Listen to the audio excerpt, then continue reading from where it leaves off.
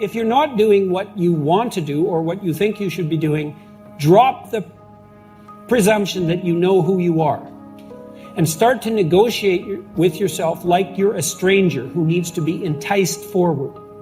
Because you don't know who you are, especially if you're not able to regulate your behavior, because that's evidence that you don't know who you are. Something is driving the ship.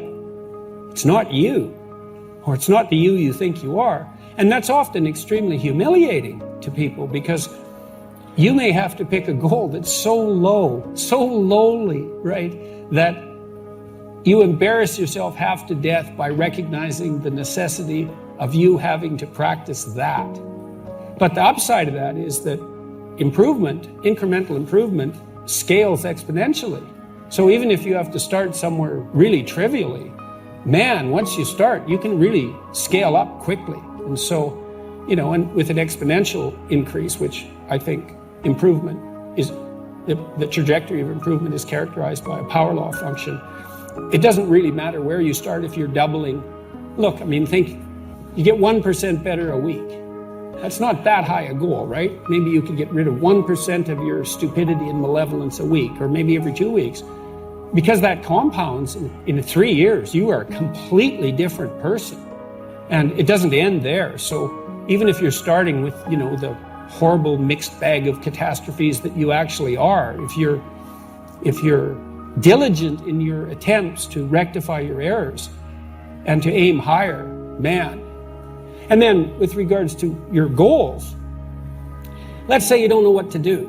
Well, maybe you're high in openness, and so you're pulled in all sorts of directions, or maybe you're low in conscientiousness, or you're confused because you're anxious, or you haven't had any direction, you haven't had good mentoring, etc., etc. There's lots of reasons.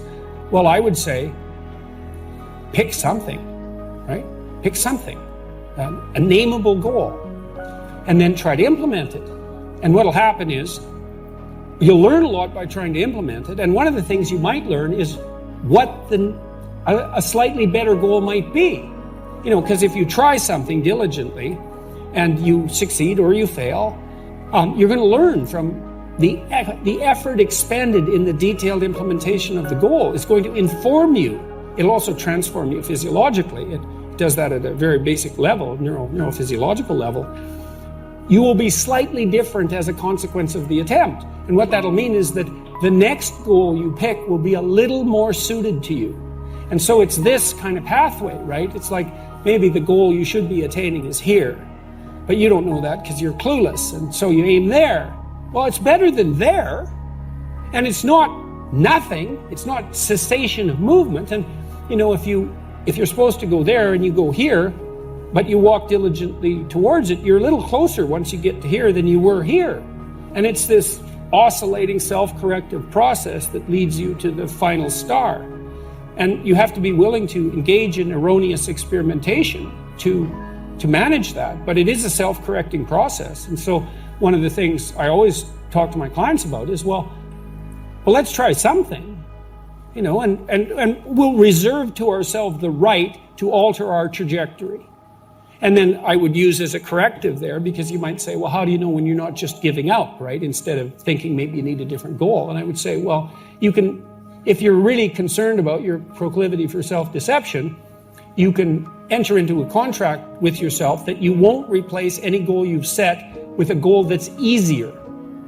And so you can switch your goal, but it has to be a little harder so that you check yourself against that tendency to withdraw and avoid and be self-deceptive. And that works like a charm. And if you do that with some degree of diligence, your goals will get better and more attainable, and you'll get happier too, because you don't experience happiness except in relationship to a goal.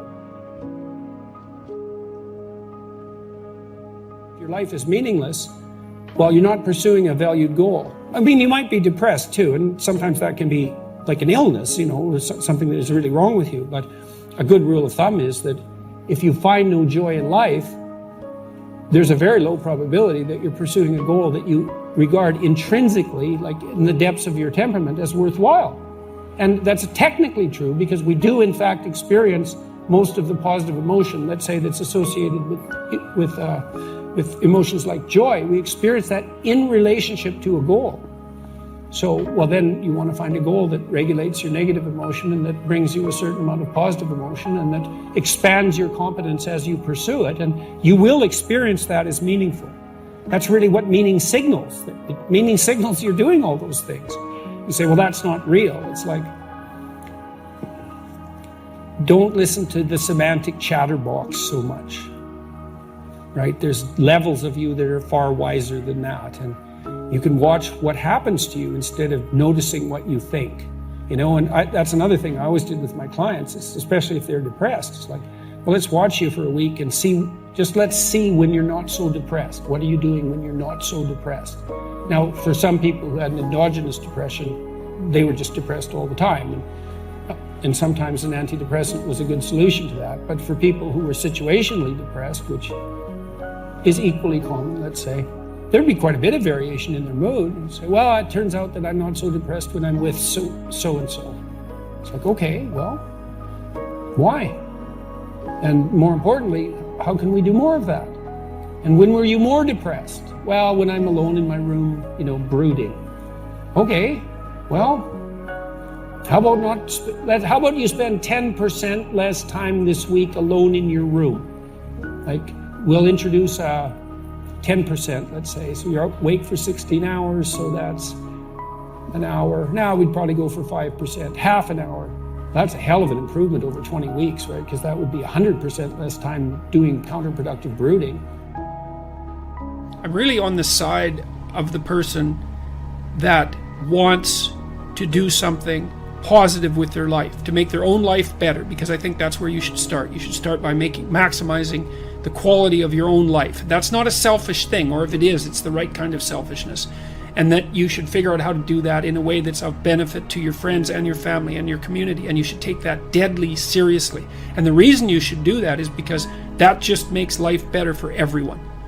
And it reduces a fair bit of the misery that would otherwise be part and parcel of life, and it makes everything function smoothly. And one of the things I'm really curious about is what the world would be like if everybody decided to do that, because human beings are really remarkable creatures, and we hobble ourselves very badly with deception and resentment and revenge and the desire to make things worse and arrogance and all those sins, let's say, that make us deviate from our true path. And our true path should be something like, imagine the noblest aim that you can conceptualize and then sacrifice your life.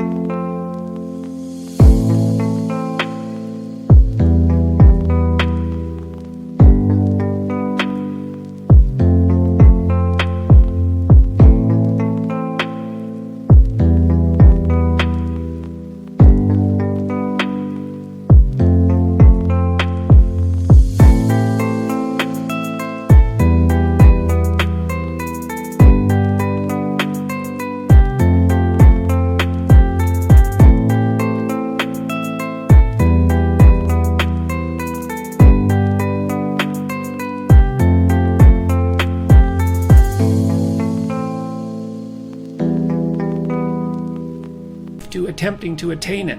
And there's nothing in that isn't good for everyone. And so, apart from the fact that it requires a lot of responsibility, I just can't see why everyone wouldn't do that. And when I'm talking to young people and, you know, shaking my finger and saying, you know, grow the hell up and get mature and take on some responsibility, I'm not saying that because I'm an enemy of the person. I'm saying it because I'm the best friend of the part of them that would really like to walk in the light.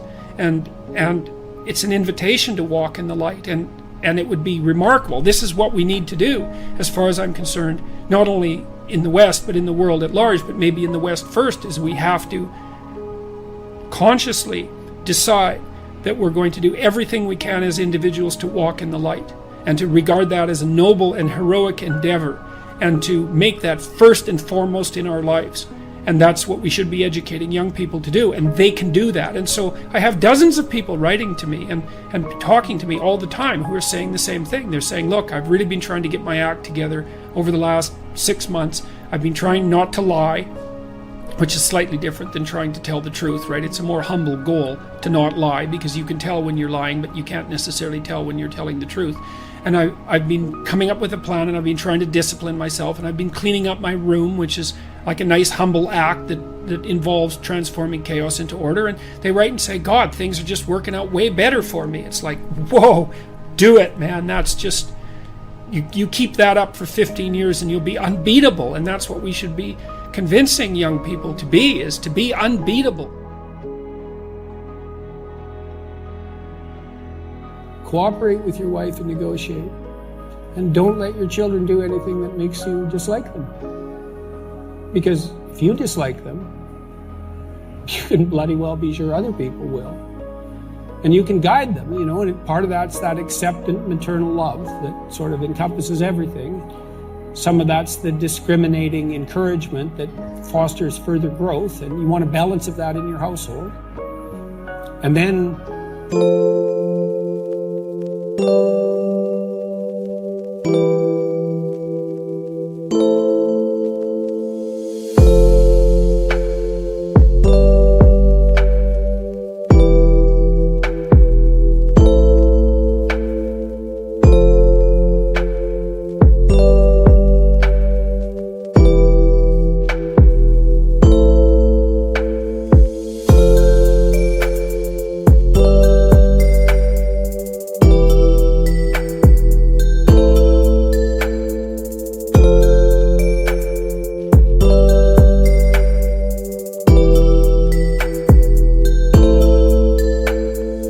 you can have love and joy and play, and that's little walled garden. That's paradise where people play forever, happily. So aim up, tell the truth, negotiate with your wife, shed your resentment, and love and encourage your children.